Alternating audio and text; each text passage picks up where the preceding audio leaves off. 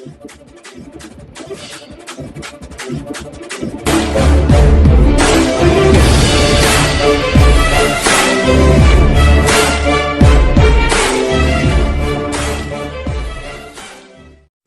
Para Hindustan news channel में आपका हार्दिक स्वागत है। खबर रोहतक से। पूर्व मुख्यमंत्री भूपेंद्र हुड्डा की हरियाणा का स्पेशल विधानसभा सत्र बुलाने की मांग, सरकार के खिलाफ लाएंगे अविश्वास प्रस्ताव।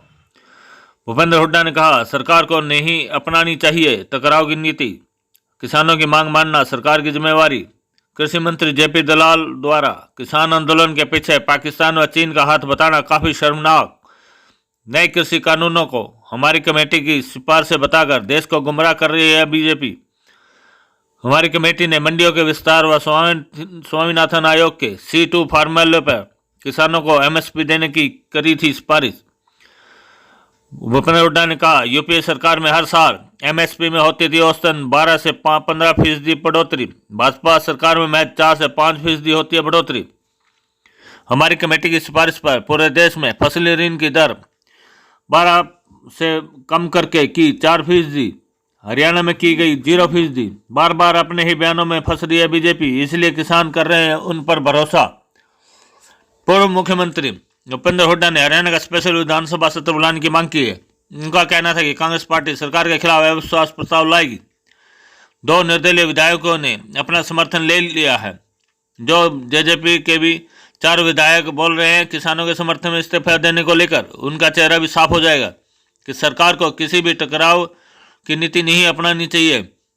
सरकार का कोई अहम नहीं होता, सरकार की सिर्फ जिम्मेवारी होती है और वह जनता की जायज मांगों को बिना देरी किए माने।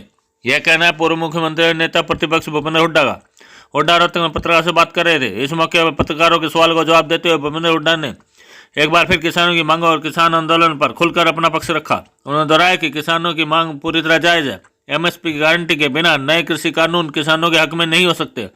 वहीं हरियाणा के कृषि मंत्री जेपी दलाल द्वारा किसान आंदोलन के पीछे पाकिस्तान व चीन जैसी भारी ताकतों का हाथ होने के बयान देने की निंदा की।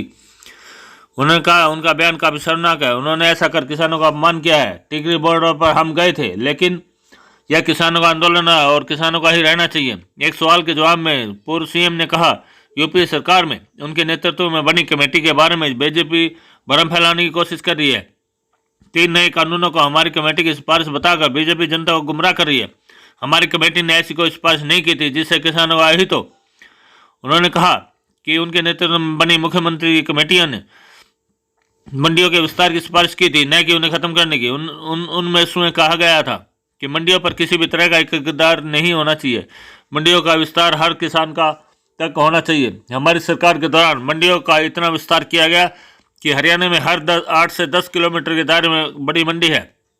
हमारी सरकार द्वारा ही जिन मंडियों में जगह कम पड़ने लगी थी उन्हें बड़ा आकार दिया गया। हमारी सरकार में बड़ी मात्रा में सरकारी खरीद केंद्र बनाए गए, एग्रोमाल स्थापित किए गए, किसान मंडियों को बढ़ावा दिया गया।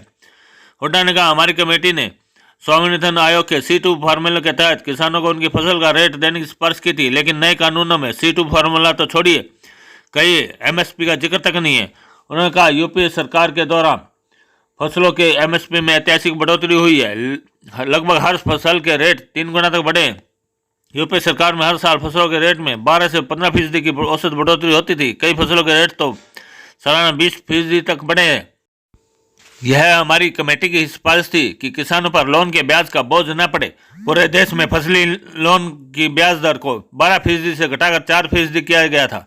हरियाणा में हमारी सरकार ने फसली लोन पर ब्याज दर को 0 कर दिया था। नेता प्रतिपक्ष ने बताया कि साल 2010 में हमारी कमेटी की तरफ से सिफारिशों पर किसी भी किसान और किसान संगठन ने उंगली नहीं उठाई थी, क्योंकि इसमें सभी किसान संगठनों से सुझाव मांगे थे और उनके सुझाव को आधार बताते हुए कमेटी ने अपनी सिफारिश की थी। रोहतक से AK चौधरी की रिपोर्ट। 15वां दिन है आज। 5-6 दौर की वार्ता भी हो चुकी है सरकार के साथ, लेकिन समाधान नहीं हो रहा है। समाधान नहीं चाहिए, सरकार को किसानों की बात माननी चाहिए, क्योंकि ये मैंने पहले दिन कहा था 14 अगस्त ट्रिब्यून आप पढ़ेंगे तो उसमें आर्टिकल लिखा था मैंने। अब ये जो कानून लेके आए हैं ये किसान के हित में नहीं है। ये कानून लाए तो चौथा कानून भी लेके आए कि जो भी MSP से कम खरीद करेगा उसको सजा का प्रावधान करो, तो किसान संतुष्ट हो जाएगा। किसान को MSP चाहिए। लेकिन इस दौरान किसान जो है उनकी मांगे बढ़ती जा रही है और वो कह रहे हैं कि 12 तारीख को पूरे इंडिया के टोल भी बंद करेंगे, उसके बाद इनका प्रोटेस्ट उग्र हो जाएगा। मांगे नहीं बड़ी, उन्होंने मांग रखी है कि भाई इनको कानूनों को वापस लें और MSP गारंटी दें। वही मैं कह रहा हूँ, चौथा कानून लेके आएंगे जिसमें ये हो भाई MSP से कम कोई भी खरीद करेगा उसकी सज़ा प्रावधान हो। बीजेपी कह रही है कि कांग्रेस जो है राजनीति कर तो नहीं लीड कर रहे, तो किसान स्वयं चला रहे हैं। ये हमारा समर्थन है पूरा उनके, क्योंकि ये उनकी मांग जायज़ है, इस बात में पूरा। अभय चौटाला कह रहे हैं कि समर्थन नहीं करी कांग्रेस। अगर ऐसा होता तो पहले उस दिल्ली में बैठ जाते धरने पे।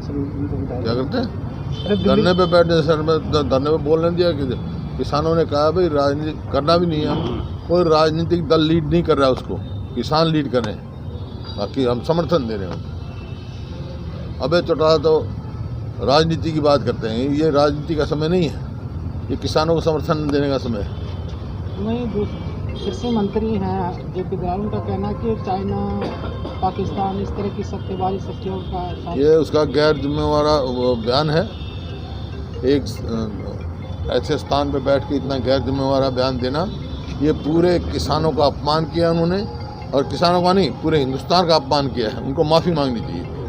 सर, अभय सिंह चौटाला ने कल ये कहा है कि ये पानी की चोरी करते थे और इसकी नौकरी इसीलिए चली गई। मैं व्यक्तिगत बात नहीं करता, जो उसने बयान दिया है उसको मैंने कहा अभी उसको माफ़ी मांगनी चाहिए। सर, आपने विधानसभा के लिए जो प्रस्ताव के लिए वो भेजा है ने विधानसभा स्पेशल जो इमरजेंट सेशन बुलाने के लिए आग्रह किया हमने गवर्नर साहब को कि वो तुरंत सेशन बुलाएं, क्योंकि ये कृषि कानूनों की और एक कानून व्यवस्था, बेरोजगारी इतने प्रदेश में हो गया, हर आदमी अपने आप को सुरक्षित महसूस कर रहा है, उसके लिए बुलाएं ताकि हम अविश्वास पत्र लेके आएंगे इस सरकार के खिलाफ। ये सरकार लोगों का विश्वास खो चुकी है, विधायकों का विश्वास खो चुकी है। वहीं कुछ JJP के विधायकों ने किसानों का समर्थन किया खुला। विधायकों का समर्थन वो कुछ के 2 तो इंडिपेंडेंट थे जिन्होंने समर्थन विड्रॉ कर लिया, बाकी रोज़ JJP के बयान आते हैं। हम नो कॉन्फिडेंस मोशन लेके आएंगे, पता लग जाएगा कुछ आदमी बयान दे कर रहे हैं और उधर सरकार का समर्थन कर रहे हैं। सरकार टूट सकती है जिस तरह से बयान चल रहे हैं, तो निर्दलीय विधायक निकल रहे हैं, सरकार टूट सकती है। क्या मौजूदा सरकार टूट सकती है? अभी हमारा विश्वास नो कॉन्फिडेंस आएगा, सही आदमी जो मतलब दोहरी बात कर रहे हैं उनका चेहरा भी बेनकाब हो जाएगा। आपके संपर्क में कितने विधायक हैं? ये आपको बताने की जरूरत नहीं है मेरे को।